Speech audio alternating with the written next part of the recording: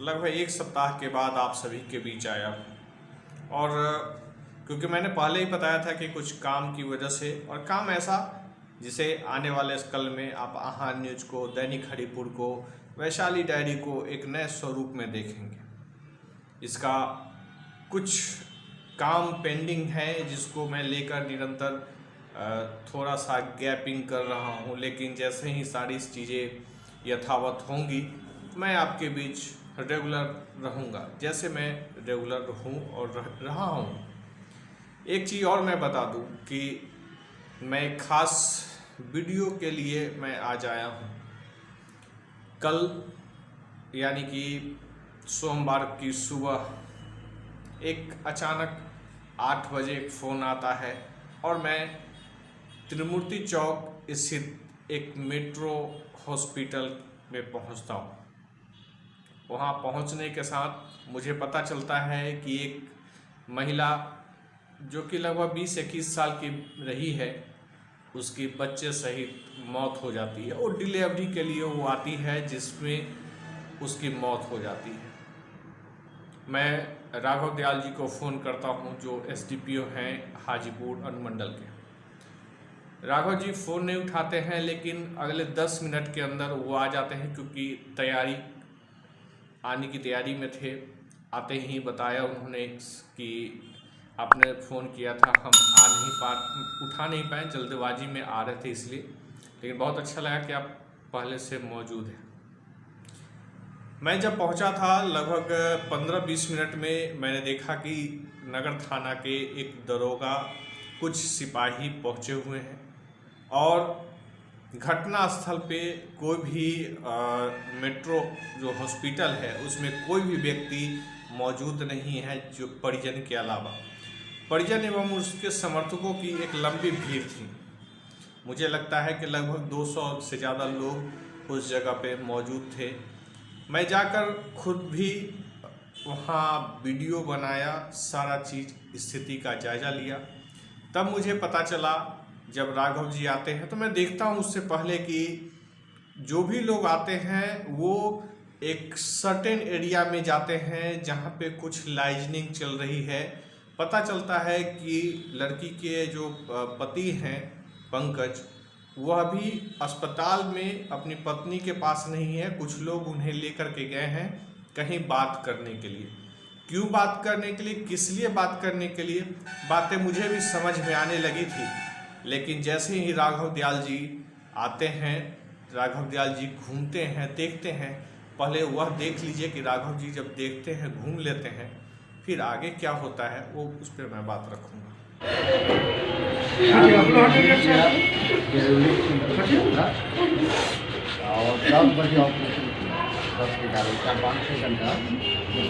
Operation हो जाए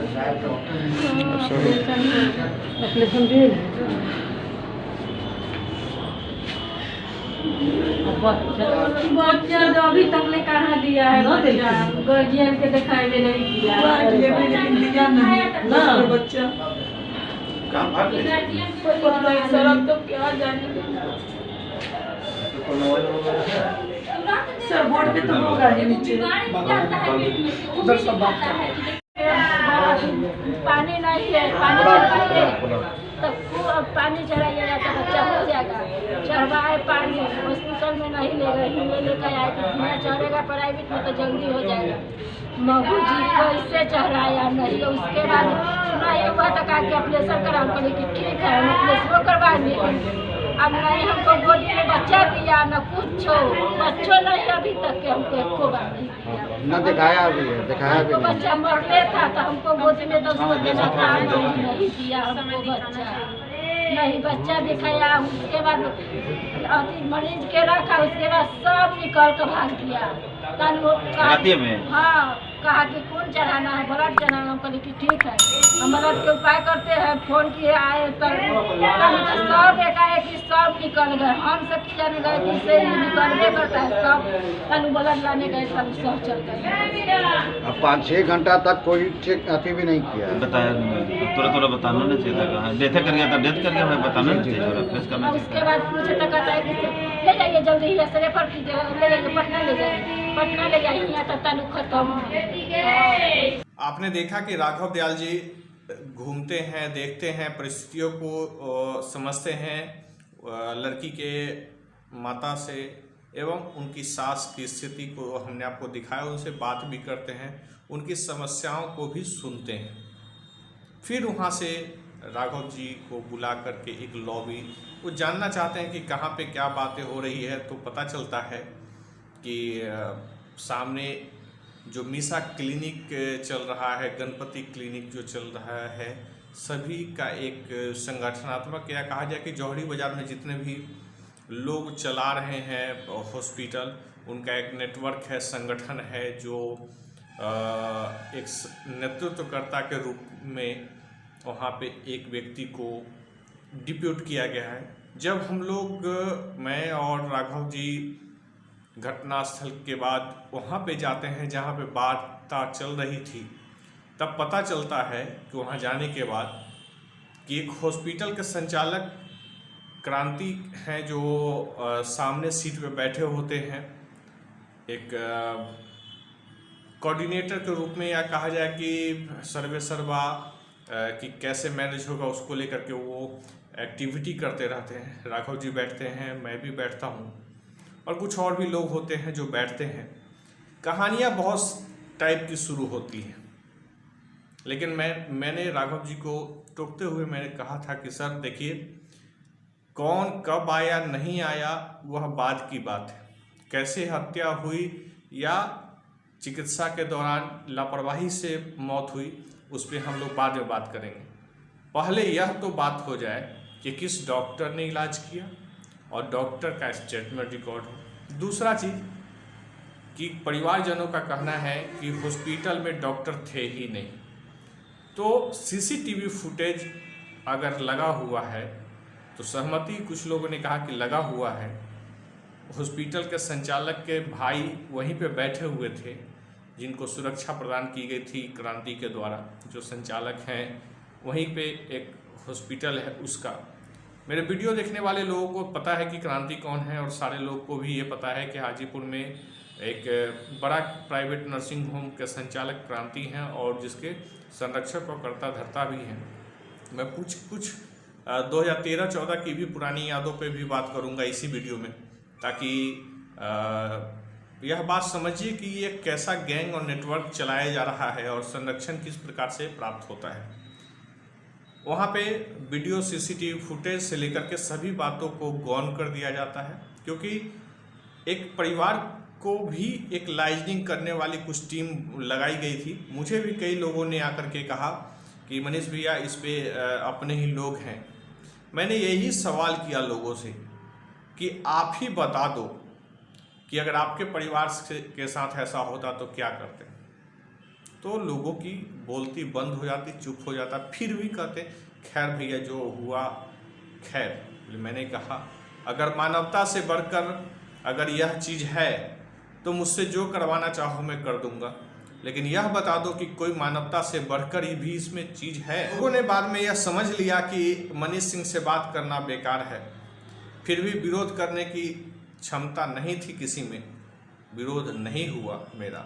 लेकिन लोगों ने उसके परिवार को गुमराह भी किया, भरे और भले तरीके से बहुत सारे धमकी से लेकर बहुत सारे अपने कारनामे भी उसमें व्यक्त किए। मैं खुद गवाह हूँ, क्योंकि मैं लगभग 8 बजे से लेकर 11:30 पौने 12 में जब लाश उठा है तब तक मैं वहीं पे था। मैं किसी पत्रकार पे और पत्रकारिता पे टिप्पणी नहीं करूंगा, लेकिन आज के पेपर की सुर्खियां पढ़ लेंगे आप तो आपको समझ में आ जाएगा कि किस प्रकार से खबरों को क्या अंजाम दिया गया है। मैं आपको बता दूं कि जब राघव दयाल जी से डॉक्टर विजय की बात हुई, वहाँ पे डॉक्टर मेजर लिखा हुआ है, मैं आपको स्क्रीन पे भी दिखाऊंगा कि किस प्रकार से डॉक्टर मेजर और उनके साथ अर्चना कुमारी कुछ डॉक्टर हैं, उनका लेटर पैड यूज होता है, और लेटर पैड यूज हो रहा है और डॉक्टर को पता नहीं है। डॉक्टर डीएसपी साहब को बोलते हैं एक व्यक्ति के फ़ोन पर कि सर मुझे अंतिम मूवमेंट पे बुलाया गया था, जब बुलाया गया तब तक कहानी ख़त्म हो चुकी थी। अब मैं आपको पहले सुनवाता हूँ उसके परिवार का स्टेटमेंट, उसके पति का स्टेटमेंट, जिसको पहले सुन लीजिए ताकि आपको यह समझ में आए कि आखिर हुआ क्या था। पहले सुन लीजिए। क्या क्या घटना हुआ आपके साथ? 1 बजे यहाँ 12 बजे आया गया, अल्ट्रासाउंड करवाया गया। अल्ट्रासाउंड करवाने के बाद यहाँ भर्ती करवाया गया। भर्ती होने के बाद बोला गया कि 4 घंटा से लगे हुए हैं, लेकिन नॉर्मल डिलीवरी नहीं हुआ। ऑपरेशन का तैयारी किया गया। ऑपरेशन 45 मिनट में होता है, लेकिन यहाँ आधे घंटे में ऑपरेशन होके चला गया। डॉक्टर आया 5 मिनट के लिए, शाम को रात में आया इमरजेंसी के टाइम, उसके बाद चले गए। वो भी देख के पेशेंट को यहाँ से बोला गया कि आप रेफर कर देते हैं, पटना लेके जाइए। रेफर करने के लिए बोला है कि हाँ, पटना लेके जाइए। डेड बॉडी है, यहाँ डेड किया हुआ है, वहाँ रेफर करने के लिए बोल रहे हैं। बच्चा का क्या बच्चा का जन्म हुआ, उसके बाद कभी दिखाया ही नहीं। सुबह 6 बजे दिखाया, भी खोल के दिखाया कि देखिए। बच्चा ये भी नहीं बताया लड़का था लड़की था? नहीं, कुछ नहीं बताया गया था। बच्चा को कहाँ रखे हुए हैं? बच्चा को बोल रहा है कि वही ओटी में रखे हुए हैं। कल दिन में 12 बजे आए हो? हाँ, कल दिन में 12 बजे आया है। 10 साढ़े 10 के करीब में रात में? हाँ, रात में बोला कि ऑपरेशन है। मतलब 12 बजे से 10 बजे 10 घंटा बाद 10 घंटा तक वो सब ऐसे ही रखे हुए था। ऑपरेशन के बाद ना बोला था ब्लड के लिए। ऑपरेशन के बाद ऑपरेशन होने के बाद बच्चा आ गया ना, उसके बाद बोला ब्लड चढ़ाने के लिए। ऑपरेशन से पहले ब्लड चढ़ाने के कारण ही ब्लड व्यवस्था हुआ, बस मालूम चल रहा इधर की डेट कर गया। ब्लड कहाँ से आप लोग व्यवस्था किए थे? यही सामने ही से ही बोला गया था ला रहे। सामने का मिसा क्लिनिक?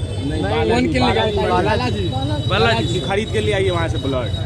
बालाजी का वो कोई है ना, वही बोला है कि हम देने के लिए ब्लड मंगवाए। क्या घटना हुआ था? आपने सुना कि किस प्रकार से पंकज, जो कि उस महिला के पति हैं, लगभग 1.5 साल पौने 2 साल शादी को हुआ, पहला बच्चा था।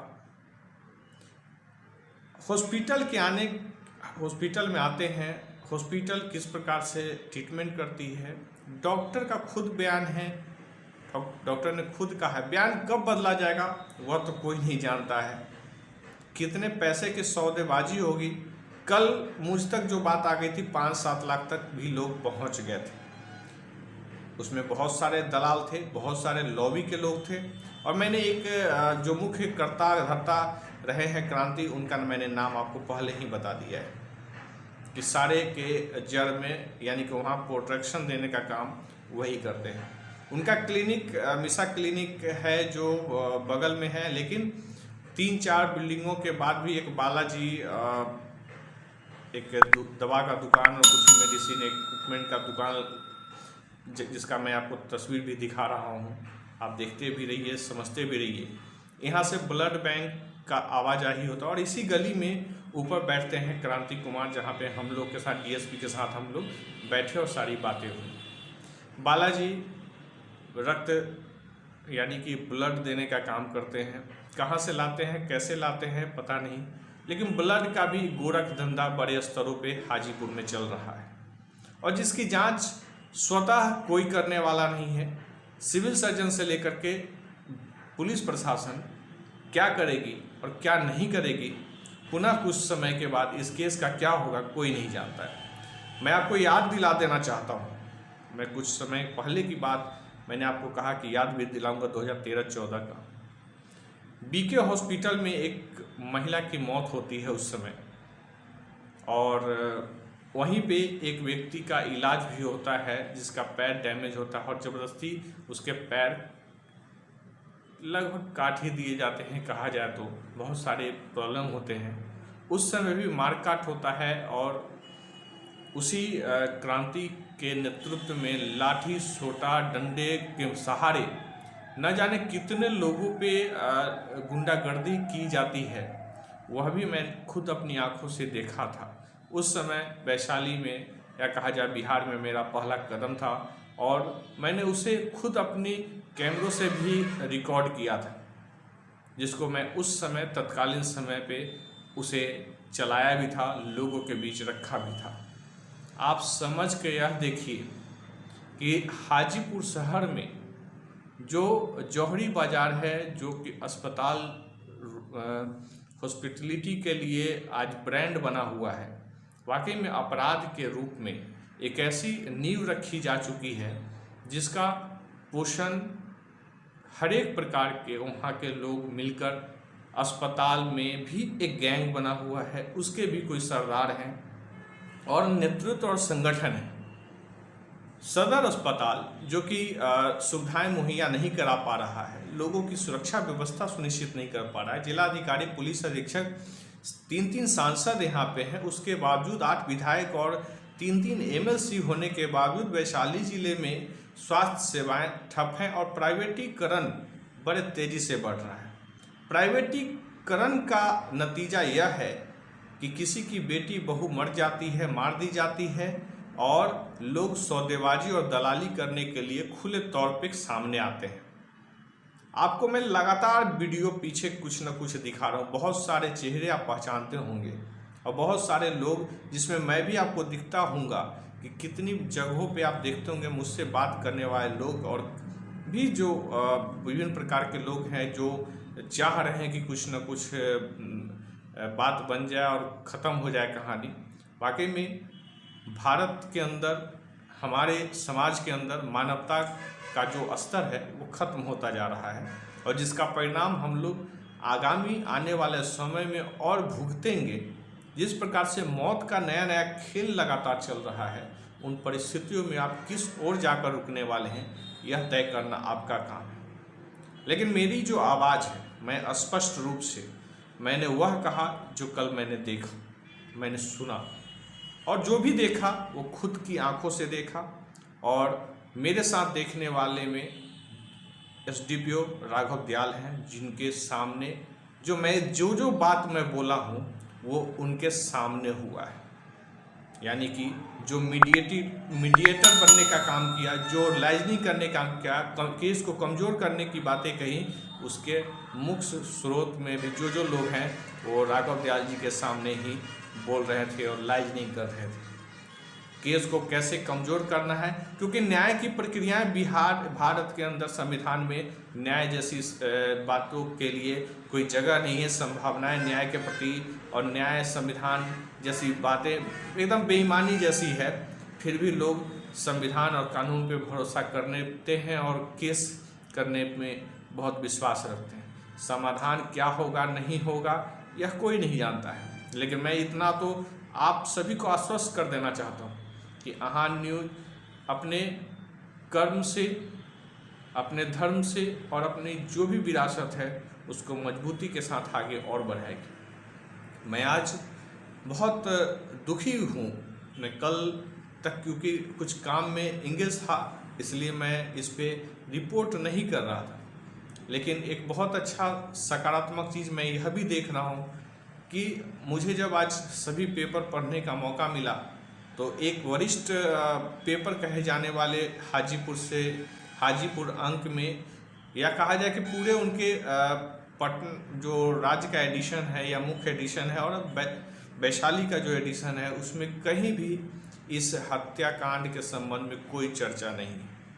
यानी कि किसी की पत्नी मर गई, किसी का बच्चा गर्भ में मर गया, उसके संबंध में डॉक्टरों की लापरवाही हो या डॉक्टर की तो यहाँ बात ही नहीं, डॉक्टर की क्या कमी रह गई, क्या होना चाहिए, इस पे हम आगे भी बात करेंगे। लेकिन जो बैनर पोस्टर डॉक्टरों का यूज होता है उस पर बहुत गहन चिंतन करने की ज़रूरत है। मैं उस पर अलग से एक वीडियो तैयार करूँगा और आप सभी के बीच रखूँगा।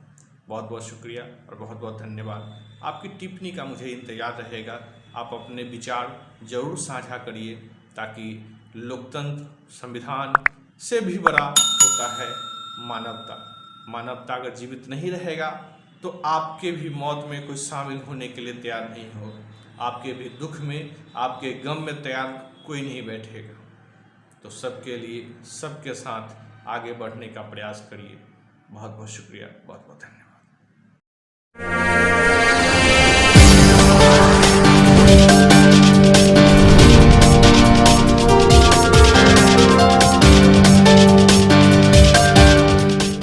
नमस्कार। मैं कल मैंने एक दोबारा आया के लिए और इसलिए आया हूँ आग्रह कि किया था कि आप मुझे कुछ अपना संदेश दें। वैशाली में पत्रकारिता के माध्यम से मैंने कुछ के आवाज पुलिस पदाधिकारी के बनने का नेतृत्व काम में जो किया। नगर थाना हमारी संचालित